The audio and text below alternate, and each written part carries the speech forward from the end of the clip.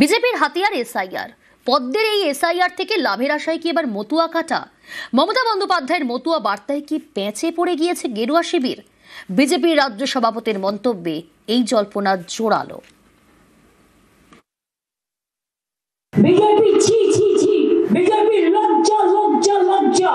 SIR এর নামে NRC করার চক্রান্ত, মানছি না, মানব না। জেনুইন ভোটার বাদ গেলে ছেড়ে কথা বলবো না। কার্ডটা কারা কারা কিনেছেন হাত তুলুন তো 100 টাকা করে।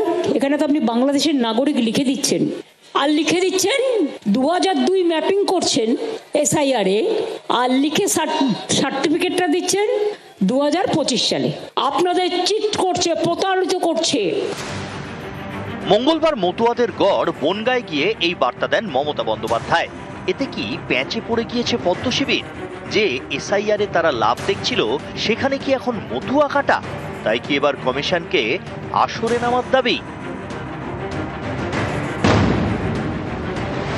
যারা মতুয়া রাজবংশী আছেন তারা ভারতবর্ষের নাগরিক। তারা যারা এখনো নাগরিকত্ব পাননি, সিএতে অ্যাপ্লাই করেছেন, যাদের মধ্যে বিভিন্ন ধরনের বিভ্রান্তি তৈরি করা হচ্ছে, এই ব্যাপারেও নির্বাচন কমিশন একটা দৃঢ় পদক্ষেপ নিন। নির্বাচন কমিশনের পক্ষ থেকে বিষয়টা ক্লিয়ার করে দেওয়া হোক যে তাদের অবস্থানটা কি। পশ্চিমবঙ্গের বেশ কিছু আসনে মতুয়ারা বড় ফ্যাক্টর। উত্তর 24 পরগনা, নদিয়ায় এরকম আসন রয়েছে। 2021 এবং 24-এর ভোটে এই দুই জেলাতেই দেখা গিয়েছে তৃণমূলের দাপট। উত্তরবঙ্গেও 21 থেকে 24-এ শক্তি বাড়িয়েছে তৃণমূল। এবার সামনে 26-এর ভোট, রাজ্য জুড়ে চলছে এসআইআর। বিজেপির দাবি, এই এসআইআরই এবার অনেক খেলা ঘুরিয়ে দেবে। এরই মাঝে মঙ্গলবার মতুয়াগড় বনগাঁয় গিয়ে সুর চড়ান মমতা।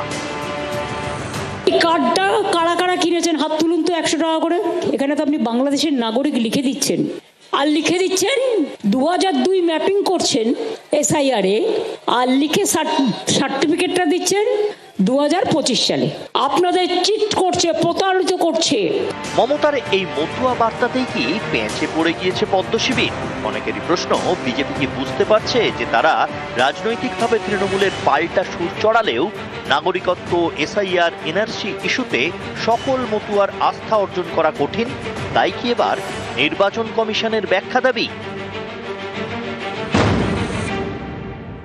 যারা মতুয়া রাজবংশী আছেন তারা ভারতবর্ষের নাগরিক। তারা যারা এখনো নাগরিকত্ব পাননি, সিএতে অ্যাপ্লাই করেছেন, যাদের মধ্যে বিভিন্ন ধরনের বিভ্রান্তি তৈরি করা হচ্ছে, এই ব্যাপারেও নির্বাচন কমিশন একটা দৃঢ় পদক্ষেপ নিন। নির্বাচন কমিশনের পক্ষ থেকে বিষয়টা ক্লিয়ার করে দেওয়া হোক যে তাদের অবস্থানটা কি। চাপে পড়ে সমস্তটা গুলিয়ে ফেলেছেন, সাংঘাতিক অবস্থা। কোথায় সিএ একটা ভারতীয় আইন, সেই আইনকে ফুলফিল করা বা ইমপ্লিমেন্ট করার দায়িত্ব কি ইলেকশন কমিশনের? ইলেকশন কমিশন ভোট দেখে। সুপ্রিম কোর্ট কিন্তু এই কথাটা শুনানির সময় মনে করে দিয়েছে। কি বলছে নাগরিকত্ব? তোমাদের এই দায়িত্বটা কবে দেওয়া হলো? নিউজ 18 বাংলা। হুগলির ডানকুনি, এখানে মৃতের নাম ভারী এসআইআর এর ফর্ম ফিল আপ। জালে বাংলাদেশি। এসআইআর নিয়ে আরো নানা অভিযোগ।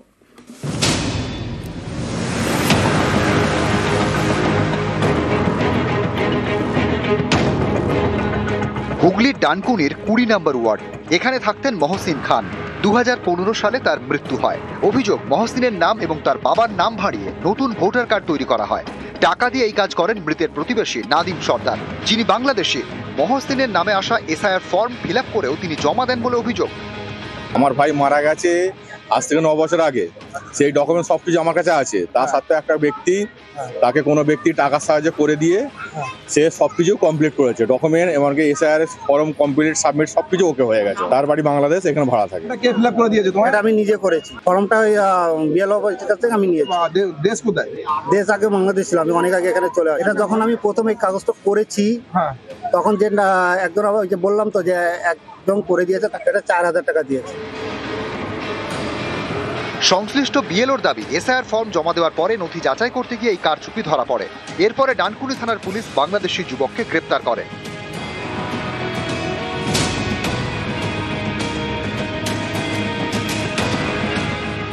আলিপুরদুয়ারের কুমারগ্রাম, এখানকার বাসিন্দা বছর 55 জীবন দাস। তাঁর দাবি, তিনি এসআইআর ফর্ম পাননি। খোঁজ নিয়ে জানতে পারেন 2025 সালের ভোটার তালিকায় তার নাম বাদ, লেখা ডিলিটেড। আমার বাড়ির বাবার আসছে, আমার মৃত মা 2 বছর যাবৎ মালও আসছে। পরে আমি 2002-এর লিস্ট বাই করলাম, আমার নাম আছে। 2025-এর লিস্ট বাই করে দেখি, তখন আমি বুঝতে পারি আমার ডিলিট করা আছে। বিএলওকে বলছি, বিএলও পরে বলছে যে 6 তারিখে ফর্ম আসবে, এই ফর্মে আবার করতে হবে। তো আপনি এমনি সরকারি সুযোগ সুবিধা এখন পাচ্ছেন? সরকারি সুবিধা তো আমার রেশন ঢুকছে, 19 তারিখে আমার কৃষক নিধি ঢুকছে। আমরা ওদের নামটা তোলার জন্য আমাদের অপশন আছে, আমরা নতুন করে ফর্ম ফিল আপ করে দিয়ে দেবো। যেহেতু এবার মানে নতুন বিএলও, আগে অন্য কেউ কোথায় আমার যে এক্সিকিউটিভ আছে অঞ্চলে, ওনার সঙ্গে কথা হয়েছে, জীবনদার সঙ্গেও ওনার নীতিদার কথা হয়ে গেছে।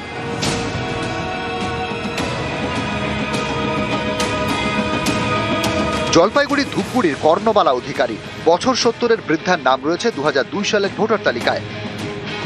2002 সালে নাম রয়েছে, কর্ণবালা অধিকারী বেঁচেও রয়েছেন, অথচ তার নাম 2025 সালের ভোটার তালিকায় নেই বলে দাবি। এসআইআর এর ফর্ম আসছে না? 2002 সালের লিস্টে নাম আছে? হ্যাঁ আছে তো। জন্মভিটা কি এখানেই? হ্যাঁ জন্মভিটাইতে। ভাই বাড়ি ব্যাপার না, নাম না হলে ভোটটা না হলে কেমন হবে?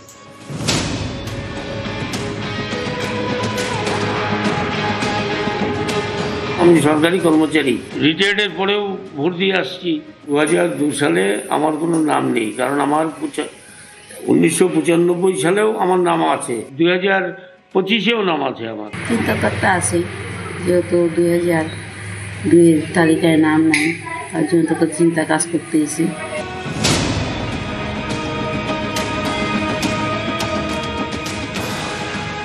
এখানে আমার 852 ভোটার আছে, তার মধ্যে বেশ কিছু আমার এরকম নট ফাউন্ড এসছে। তার 2002-এ নিজের সেলফ আছে, তার কোনো প্যারেন্টের সঙ্গে লিঙ্ক না হলেও হবে, তথাপি অনলাইনে আমার এটা সাবমিট হচ্ছে না। 1995 সাল থেকে ভোট দিয়ে আসছি, 1924 সালে, এই 2024-এও ভোট নিয়েছি আমি এখন, তারপরেও আমার এই কার্ড জমা হচ্ছে না ফর্ম। আর 2002 লিস্টে নাম আছে না। আমার দাদু তার আমল থেকে বাস করে আমাদের। নিউজ 18 বাংলা। ভারতীয় বাবার অজান্তেই বাংলাদেশি ছেলে, ভোটার আধার কার্ড হাতিয়ে কীর্তি বাংলাদেশি। বসিরহাটে বৃদ্ধের থেকে নথি হাতিয়ে কীর্তি। কে নথি হাতিয়ে কীর্তিমান, সেই কীর্তিমান সম্পর্কে জানার চেষ্টা করব। আরো ডিটেল জানাবে অনুপম, রয়েছে আমার সঙ্গে। অনুপম, এই কীর্তিমানটা কি? দেখো, এই যে কীর্তিমান, তার নাম হচ্ছে মাহবুব দফাদার নামে এক ব্যক্তি। তিনি বেশ কয়েক বছর আগে বাংলাদেশ থেকে অবৈধভাবে বসিরহাটে চলে আসে। বসিরহাটে এসে বসিরহাটের নিমদারিয়া কোদালিয়া যে পঞ্চায়েত, সেখানকার 75 নম্বর বুথে সে বসবাস শুরু করে এবং সেখানকার জিয়াদ আলী দফাদার, তার যে সেই জিয়াদ আলী দফাদারের যে ভোটার লিস্ট এবং আধার কার্ড নেয়, নিয়ে বলে যে একটি বেসরকারি ব্যাংকের থেকে লোন নেবে, যে কারণে পরিচিত একজনের আধার কার্ড দরকার, ভোটার কার্ডের জেরক্স দরকার, সেই জন্য এই বলে সে নিয়ে যায় এবং নিয়ে যাওয়ার পরে সেইটা দিয়েই সে নিজের আধার কার্ড বা ভোটার কার্ড করে দেয় এবং এই জিয়াদ আলী সর্দারকে, এই দফাদারকে বাবা সাজায়। এরপরেই কিন্তু বেশ কিছুদিন পরে এই জিয়াদ আলী দফাদার সে কিন্তু বুঝতে পারে যে মাহবুব দফাদার তাকে বাবা সাজিয়ে ভুয়োভাবে ভোটার লিস্ট করেছে। সেই মুহূর্তেই কিন্তু স্থানীয় যে বসিরহাট 1 নম্বর বিডিও অফিস এবং বসিরহাট যে পুলিশ স্টেশন, সেখানে অভিযোগ জানান, কিন্তু কোনো সমাধান না হওয়ায় 2024 সালে তিনি আবারও অভিযোগ করে এই 2 জায়গায়, কিন্তু তারপরেও কোনো সমাধান হয়নি। এবার এসআইআর চালু হওয়ার পরে তিনি আবারও প্রশাসনিক আধিকারিকদের দ্বারস্থ হয়েছে, যাতে তার বাবার নামের জায়গা থেকে তার নামটা বাদ দিয়ে যায়। আমার কেউ না, বাংলাদেশি এক ছেলে আমাকে বাবা সাজাইয়েছে। বাবা সাজাবার পরে দেখছি, আমি ভোটের টাইমে আমি দেখছি আমার ছেলেও মাহবুব দফাদার ছেলে, যেন ওই ছেলেটাকে বিদায় হোক, বাংলাদেশে হোক। ও তো একটা উগ্রপন্থী হতে পারে, আমি কেন ওকে ছেলে বানাবো? আমি জানতাম না, আমার পরিবার দিয়েছে, পরিবারের কাছে চেয়ে নিল আধার কার্ড, আই কার্ড। বন্ধনে টাকা নেবে বলে আমি থানায় করেছি, এইচডিও অফিস করেছি, বিডিও করেছি, কিছুই হয়নি। হাওড়ায় ফের শুট আউট। সাপুইপাড়ায় পঞ্চায়েত প্রধানকে লক্ষ্য করে পরপর গুলি। রাতে বাইকে ফেরার সময় হামলা। দেবব্রত ওরফে বাবু মণ্ডলকে 2 রাউন্ড গুলি। গুলিবিদ্ধ পঞ্চায়েত প্রধানের বাইকে থাকা সঙ্গীও জখম অবস্থায় হাসপাতালে ভর্তি দুজনেই। রাতেই নেতাকে এসএসকেএমে স্থানান্তর করা হয়।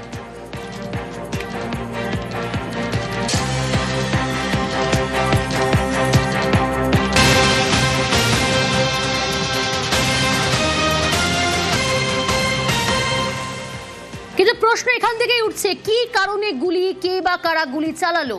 এখনো পর্যন্ত যে খবর পাওয়া যাচ্ছে, পঞ্চায়েত প্রধানকে গুলিতে অনুমান করছে পুলিশ যে শুট আউটের ঘটনায় অভিযুক্ত সুমন চৌধুরী। কিন্তু কে সুমন চৌধুরী জানার চেষ্টা করব। সান্নিক রয়েছে সরাসরি আমার সঙ্গে। সান্নিক, কে সুমন চৌধুরী, কি কারণে গুলি চলার কারণ কি?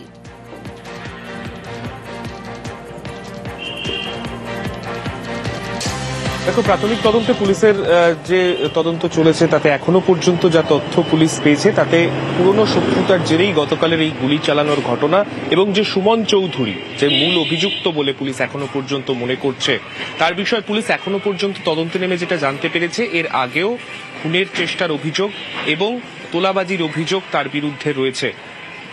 এর আগে সে জেলও খেটেছে, তেমনটাই কিন্তু পুলিশ সূত্রে খবর। এবং এই গোটা বিষয় নিয়ে পুলিশের তদন্তের কারণে এর আগেও কিন্তু সুমন চৌধুরী জেল খেটেছে এবং সেখান থেকে বেলে কিছুদিন আগেই সে বাইরে বেরোয় এবং তারপর থেকেই এই বাবু মণ্ডলকে ওপরে হামলা চালানোর জন্য সে বিভিন্ন রকম ভাবে ছক কষছিল, তেমনটাই পুলিশ সূত্রে প্রাথমিক অনুমান। এবং গতকাল একেবারে পূর্ব পরিকল্পিতভাবে গতকাল যখন এই জায়গা থেকে, অর্থাৎ যে জায়গায় গতকাল রিসেপশনে একটি খেতে গিয়েছিলেন বাবু মণ্ডল, সেখান থেকে বেরিয়ে তিনি যখন পাশে একটি গলি রয়েছে সেই গলির সামনে যখন এসে পৌঁছন, ঠিক সেই জায়গাতে তাকে গুলি চালানো হয়, তেমনটাই কিন্তু অভিযোগ।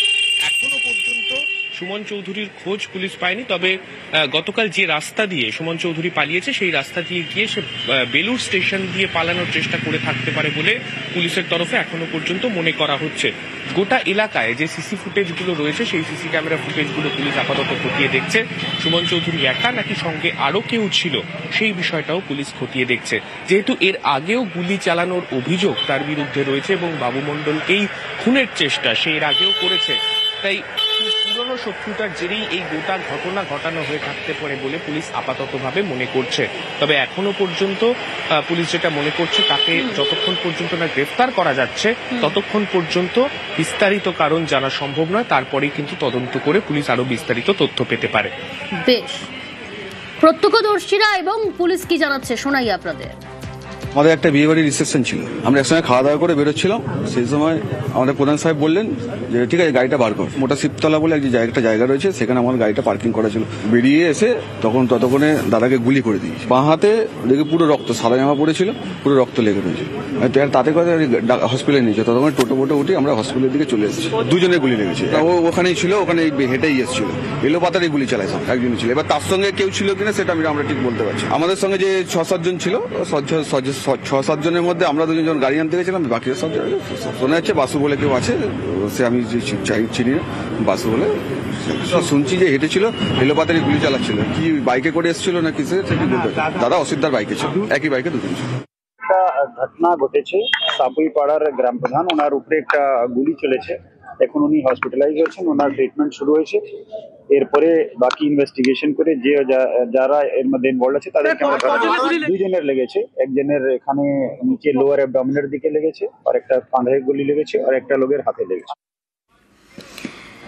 দেবব্রত মণ্ডল ওরফে বাবুর অবস্থা আশঙ্কাজনক। এসএসকেএম এর ট্রমা কেয়ারে চিকিৎসাধীন। পঞ্চায়েত প্রধানের শরীরে দুটি গুলি বা কনুয়ের নিচে ও কোমরের বাদিকে গুলি। এসএসকেএম এ ভর্তি রয়েছেন পঞ্চায়েত প্রধানের অপারেশন।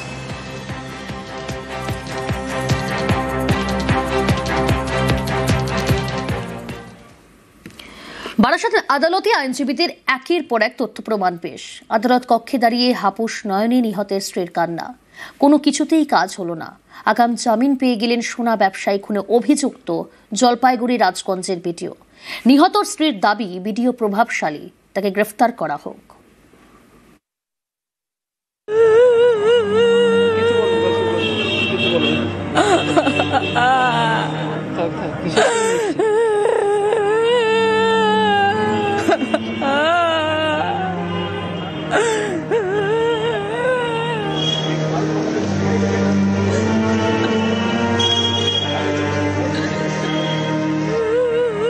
বারাসাত আদালত চত্বর, বুধবার এখানেই অঝরে কান্না। নিহত সোনা ব্যবসায়ী স্বপন কামিল্লার স্ত্রী মমতার চোখে জল।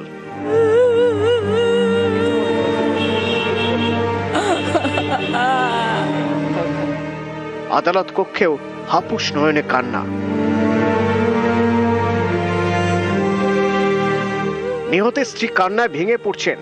আইনজীবীরা একের পর এক তথ্য প্রমাণ পেশ করছেন, কিন্তু কোনো কিছুতেই কাজ হলো না। আগাম জামিন পেয়ে গেলেন জলপাইগুড়ির রাজগঞ্জের বিডিও প্রশান্ত বর্মন। আমি তো জজ সামনে দাঁড়িয়েছিলাম, হাত জুড়কি ও বহুত কান্নাকাটি করছি আমি, কিন্তু জজ আমার দিকেও তাকালো না, ও ভিডিওকে জামিন দিয়ে দিল।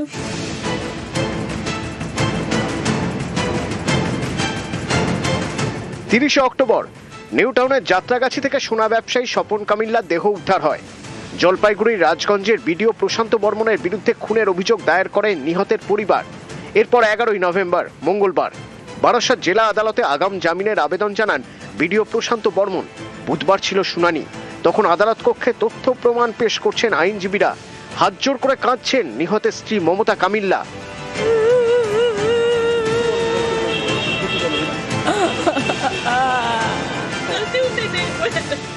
এসব কোনো কিছুতেই কাজ হয়নি। রাজগঞ্জের বিডিওর আগাম জামিনের আর্জি মঞ্জুর করে দেন বিচারক। আমি তো জজ সামনে দাঁড়িয়েছিলাম, হাত জুড়কি ও বহুত কান্নাকাটি করছি আমি, কিন্তু জজ আমার দিকেও তাকালো না। আমার উকিল বহুত কথা কইছেন, একটু গণেশ পূজা করতু, সে যে আমার বাড়ি কি আসলে সে কথা বি কইছেন, যে আমার বাড়ি যে আসলে ফুল মারার পর্যন্ত 32টা মাথারে ইঞ্জর হয়েছি, তাহা বি কইছেন। সিসিটিভি ফটেজ সহ দেখাইছেন আমার উকিল, ফুল দেখাইছেন। দেখেবা পরে বি কোনো রায় হেলানি, ও ভিডিওকে জামিন দিয়ে দিল। বহুত প্রবলশালী, বহুত টাকা পয়সা তার কাছে আছে, তাই জন্য আমাকে একটু চান, আমার গরিব মানুষ আমার স্বামীকে মেরে ফেললো, আমি কি করে বাঁচবো, কি করে রাখবো, তাকে কোনো শাস্তি নাই। তার ওকে প্রশান্ত বর্মন মর্ডার করেছেন, সে নিজেই মর্ডার করেছেন, কিন্তু যে মর্ডার করছেন সে ফাঁকা। আমি চাইছি যে প্রশান্ত বর্মনকে অ্যারেস্ট করুন। বুধবার বারাসাত আদালতের শুনানির সময় সরকার পক্ষের বিশেষ আইনজীবী বিভাস চট্টোপাধ্যায় জানান, নিউ টাউনের ফ্ল্যাটে নিয়ে গিয়ে সোনা ব্যবসায়ীকে মারধর করা হয়। বিডিও প্রশান্ত বর্মন বেল্ট এবং জুতো দিয়ে মারেন। স্বপন কামিল্লার শরীরে 32টি আঘাতের চিহ্ন মিলেছে। প্রশান্ত বর্মনকে গ্রেপ্তার না করলে উনি তদন্ত প্রভাবিত করতে পারেন। শুনানি শেষে বিডিওর আগাম জামিন মঞ্জুর করে দেন বিচারক। 38 করেছিল, সাবসিকুয়েন্টলি যতটুকু ইয়ে হয়েছে উনি বেল পেয়েছেন, বেল পেয়েছেন। কোর্টে একটা কন্ডিশনাল অর্ডার দিয়েছে, কন্ডিশনাল অর্ডার রয়েছে আয়ের সঙ্গে মিট করার জন্য।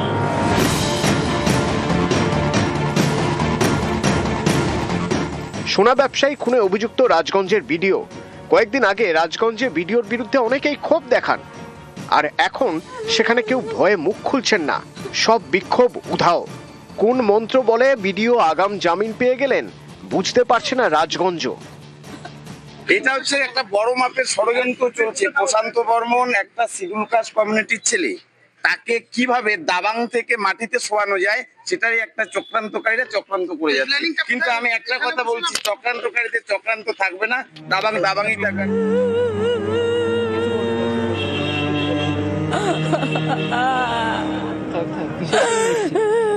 নিউজ 18 বাংলা।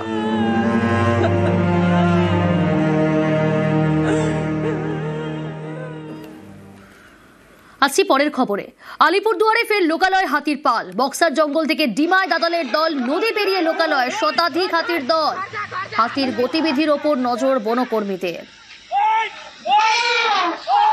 নিমতি চা বাগানেও নজরদারি। আলিপুরদুয়ারে ফের লোকালয় হাতির পাল।